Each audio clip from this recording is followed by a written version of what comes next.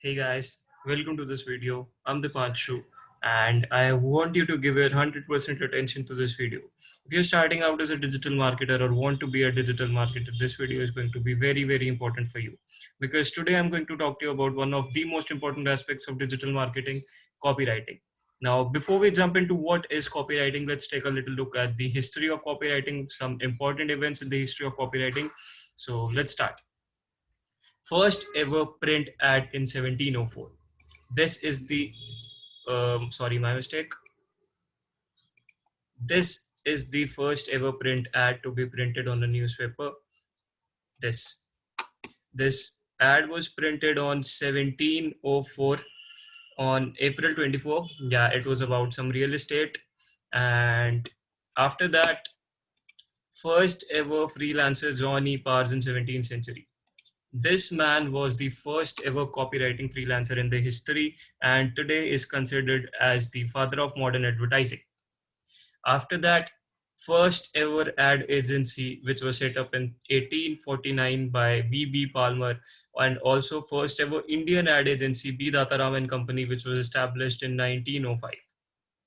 Last but not the least, first ever digital ad by AT&T in 1994. Now in 1994, a company called AT&T American telecom based company was the first ever company to publish a banner ad on the internet on a website called hotwire.com. This is what the ad looked like. It was very simple, but still had a conversion rate of 44% and single-handedly changed the dynamic of online advertising. Now that we know a little bit about the history of copywriting, let's know what copywriting means. Copywriting simply means to sell in print. Whenever we use newspaper, we use pamphlets, anything, any print media to sell our products, services, physical commodities through the power of written words is called copyright. But that is a technical term. For me, copywriting means something different. For me, copywriting is a promise. That's right, a promise of a positive change in the current state of your consumer. Let me explain this with an example. Let's imagine it's Sunday, you're getting bored, you don't know what to do, you're feeling dull, you're feeling down, and then suddenly you come across this shiny pamphlet on the newspaper. It is about some amusement park that has opened right next to your house, and it's good looking, it's colorful, it's engaging, it has all the information about the amusement park that you need. And just when you read that pamphlet, you get excited about that amusement park and now you want to go to that amusement park. See, this is what a good copy does. Number one, it made you excited about that amusement park, which means you're not dull anymore. Number two, it sold you the idea of going to the amusement park. This is what a good copy does. Now that we know what copywriting is and a little bit about the history of copywriting, let's see how copywriting is different from conventional writing. Now, many people feel that they need to have a good approach to English. They need to have good command over the English language, over grammar, over punctuation, so that they can be a copywriter, which is in no way true. Because copywriting is not about creative writing, is about marketing. It's about getting a sale. So even if you have grammatical errors, even if your sentences has proper structures, but you can still make a sale, your copy works. But if you have everything, grammar, punctuation, structures, proper syntax, everything, but your copy still can't sell, it means your copy sucks. The basic mean of your copy is to connect with the audience. So you need to keep that in mind. Grammar and all doesn't matter, because at the end of the day, copywriting is more about marketing and less about creative writing. Let's see how you can start as a beginner in copywriting.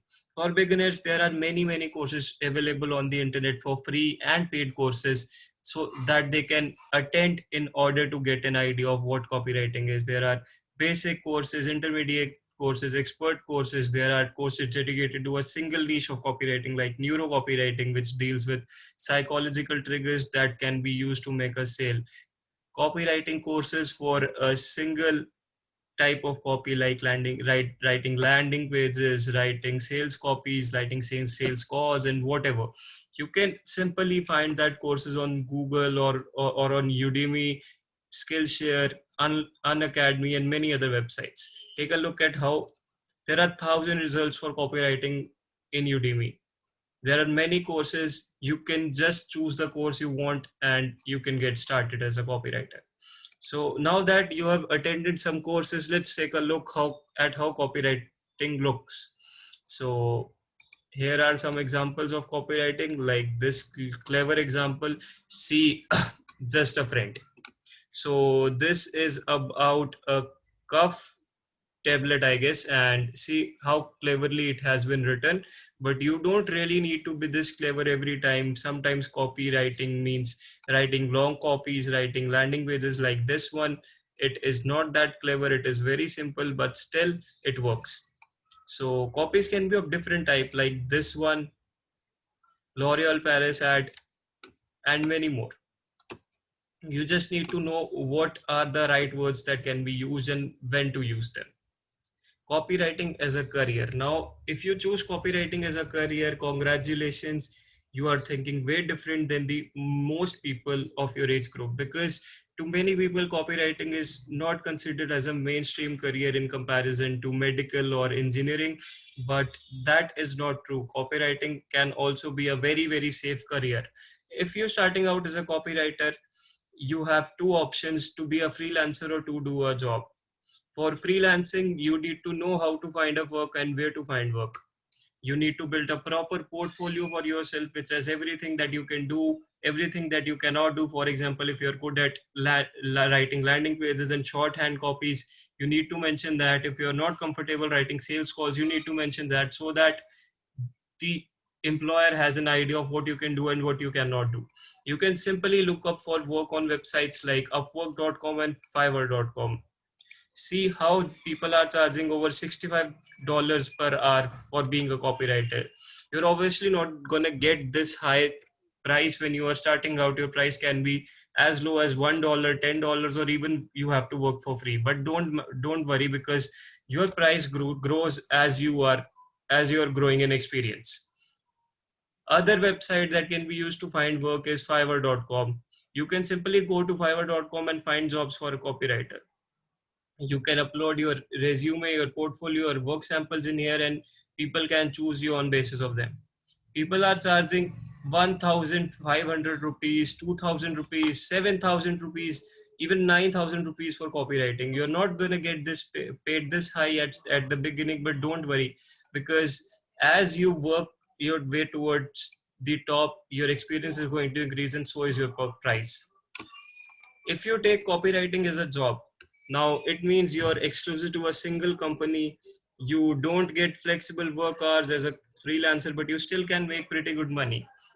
You need to find the right job. There are many listings for jobs online, like this one in Mumbai. It requires 3 to 5 years of experience and has and pays 3 lakhs to 6 lakhs per year. Now you're not going to get that paid this high at the beginning, but as your experience grows, so will your money. But the one thing you need to remember is that to build a good career in copywriting, you need a good portfolio.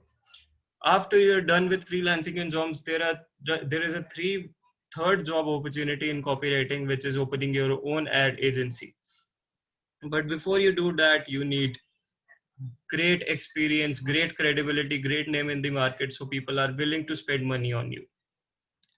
After that, let's take a look at some copywriting tips that can be used while you're writing your copy. How to write? Well, there are three main frameworks to write a copy: PAS, AIDA, and IHC. They are very commonly used frameworks.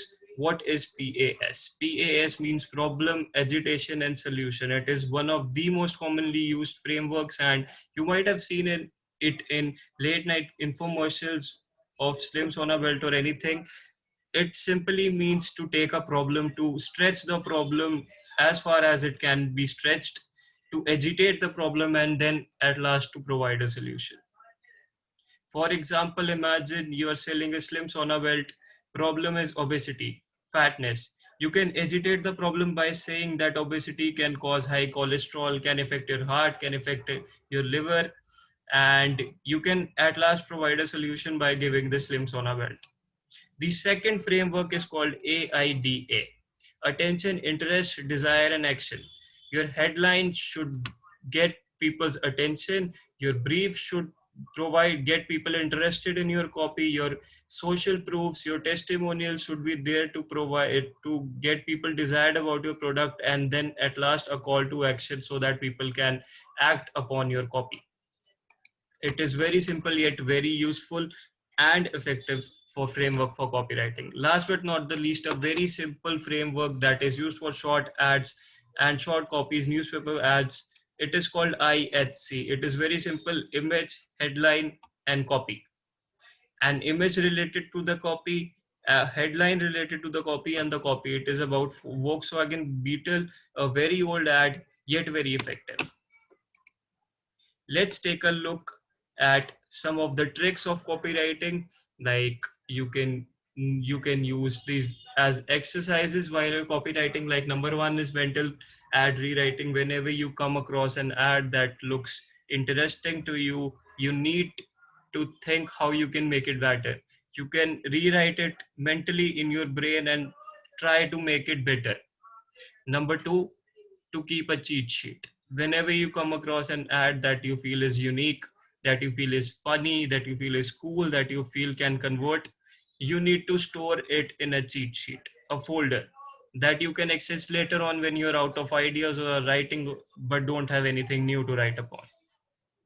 Some common mistakes that are made by people are that they go after complicated English words that some people are unable to understand, which is why people are not able to connect with their copies so well. Number second mistake, they talk more about themselves and less about the reader. Just remember, your reader wants to be the center point of your story, center focus of your story. Your reader wants to be the hero of the story he's reading when he's reading your copy. So just remember, your customer should be the center focus of your copy and not you.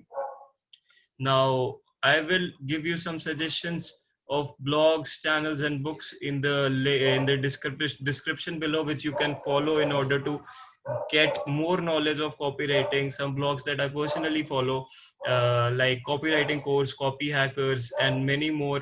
And some books like currently I'm reading this book called Top 20 Ads That Shook the World. It is a very good read, and if you're starting out as a copywriter, I would recommend this book so that you can get to know more about the ads and how these ads were written, and you can draw some inspiration from them. Thank you.